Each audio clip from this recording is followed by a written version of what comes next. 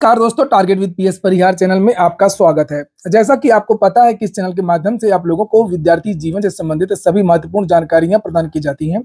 उसी क्रम में आज के इस वीडियो में हम लोग बात करेंगे डी फार्मा, बी फार्मा की और बात करेंगे पुलिस कांस्टेबल भर्ती परीक्षा की पेपर लीक की। तो वीडियो को जल्दी से लाइक कर दें, शेयर कर दें और जिन छात्रों ने चैनल को अभी भी सब्सक्राइब न किया हो तो जल्दी से सब्सक्राइब कर लें ताकि आप लोगों को इसी प्रकार की ऑथेंटिक अपडेट सबसे पहले मिलती रहे। चलिए शुरू करते हैं। बात कर लेते हैं सबसे पहले डी फार्मा और बी फार्मा की। मैं आप लोगों को अक्सर अपने चैनल के माध्यम से कहता हूं कि अगर आप लोगों को नौकरी जल्दी चाहिए तो आप लोगों को कुछ स्पेशल कोर्स कर लेना चाहिए।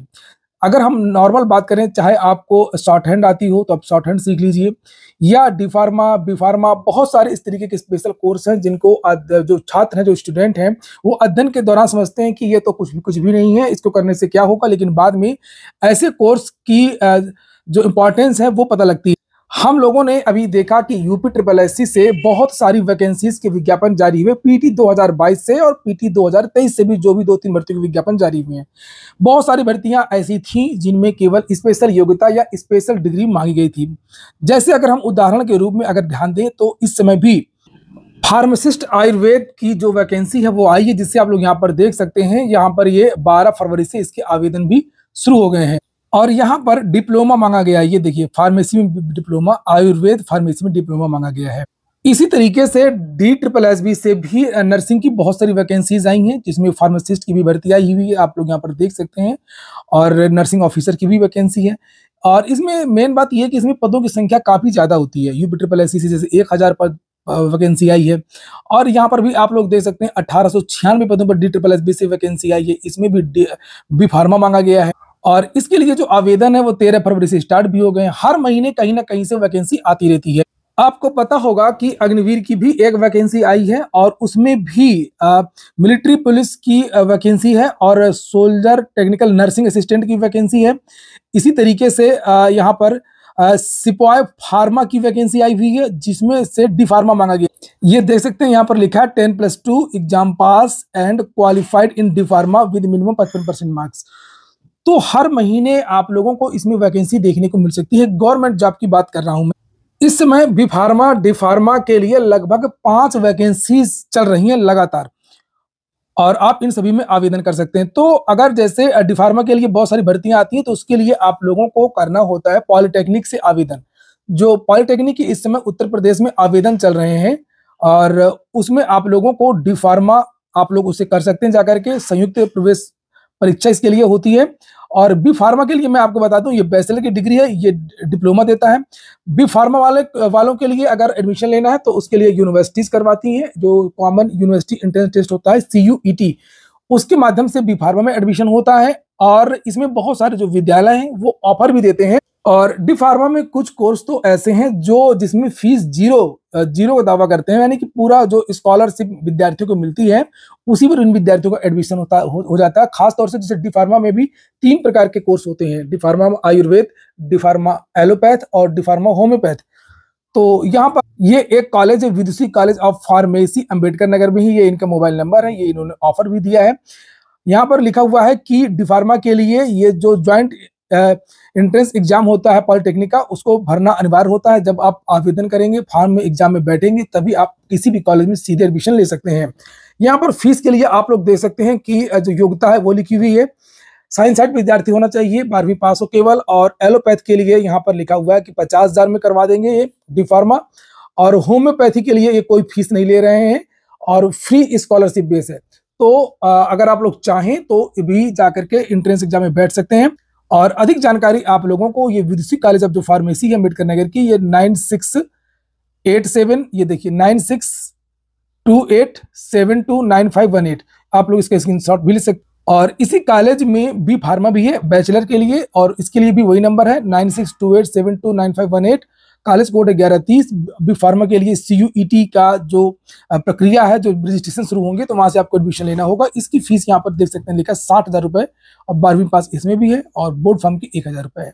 स्वास्थ्य विभाग में सरकारी नौकरियां तो आती ही हैं, और साथ में अगर आपने डी फार्मा, बी फार्मा कर लिया तो अपना मेडिकल स्टोर और इसके अलावा जो निजी कंपनियां हैं वो भी आप लोगों को अच्छे पैकेज में रख लेती हैं। ये आज ही के समाचार पत्र जैसे आप लोग यहाँ पर देख रहे हैं, यूपी अब फार्मा हब बनने को तैयार, 4 दिग्गज कंपनियां करेंगी निवेश। ये लखनऊ का है, हिंदुस्तान समाचार पत्र है, उसमें यहाँ पर ये जानकारी दी गई है। चलिए शुरू करते हैं, बात कर लेते हैं पुलिस कांस्टेबल वैकेंसी की। आज का पेपर भी संपन्न हो गया, प्रथम पाली का, और आज सुबह से ही पेपर लीक को लेकर के लगातार चर्चाएं होती रही। सोशल मीडिया में बहुत सारे विद्यार्थियों ने साक्ष्य रखे हैं। बड़े बड़े एग्जाम की तैयारी करवाने वाले जो चैनल है, यूट्यूब चैनल है, कोचिंग संस्थान है, उन्होंने भी आवाज उठाई है UP police constable paper leak को लेकर। ये देखिए, ये सूर्यकांत कुमार है, ट्विटर पर इस समय लगातार ये ट्रेंड कर रहा पुलिस भर्ती पेपर लीक को लेकर के। ये विद्यार्थी देख सकते हैं आप लोग, ये पेपर यहाँ पर दिखाया हुआ है। धमाका, निम्नलिखित में से किस राज्य की सबसे लोकप्रिय कला शैली है? नर्मदा नदी वाला क्वेश्चन है। भारत में राष्ट्रव्यापी जीएसटी का विचार। विद्यार्थियों का यह कहना है कि कल शाम का जो पेपर है वो लीक हुआ था। मेरे वीडियो के कमेंट में भी बहुत सारे विद्यार्थियों ने कमेंट किया है कि कल जो सेकंड पाली का जो पेपर था वो पुलिस भर्ती का लीक हो गया है। एक और छात्र है राहुल, और उन्होंने भी यहाँ पर ट्वीट किया है कि 17 की सेकंड शिफ्ट 100% वायरल हुआ क्योंकि 5 बजे इतनी धूप नहीं होती है। ये 100% श्योर है कि दोपहर में 12 से कितना दिमाग लगाया है। सेकेंड मीटिंग का पेपर है और ये उसकी फोटो है, और वास्तव में बात में तो दम है। आप लोग यहाँ पर समझ सकते हैं, ये वही क्वेश्चन है। ये देखिए, ये वही क्वेश्चन है। 26 नवंबर, दही, नई दिल्ली, गृह मंत्रालय, यूपी। और पेपर लीक को लेकर के जो कल का सेकंड मीटिंग है उसको लेकर के चर्चा बहुत ज्यादा है। एग्जामपुर के विवेक कुमार हैं, उन्होंने भी ये ट्वीट किया पुलिस कांस्टेबल भर्ती को लेकर के। लिखा, यूपी पुलिस। एक बात बता दूं कि अगर कल शाम का पेपर लीक हुआ है तो वास्तव में इसकी जो मेरिट है वो बहुत ज्यादा चली जाएगी। सबसे ज्यादा जो नुकसान है वो कल के विद्यार्थियों का होगा, कल जो सेकंड मीटिंग के विद्यार्थी थी।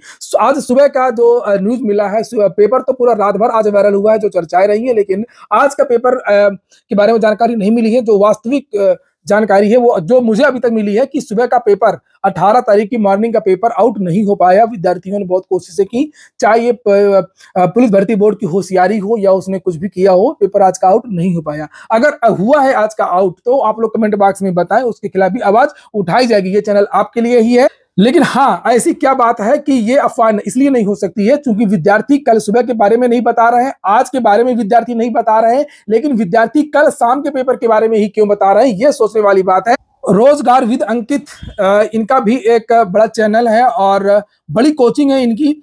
इन्होंने भी यहाँ पर देखिए लिखा है, मांग उठाई है कि भर्ती बोर्ड को जवाब देना चाहिए। लिखा है, बच्चों आप लोगों की पेपर लीक को लेकर के काफी कमेंट्स हैं जिनकी सत्ता की पुष्टि भर्ती बोर्ड द्वारा होनी चाहिए, और उसके लिए आप लोग भर्ती बोर्ड को सबूतों के साथ में।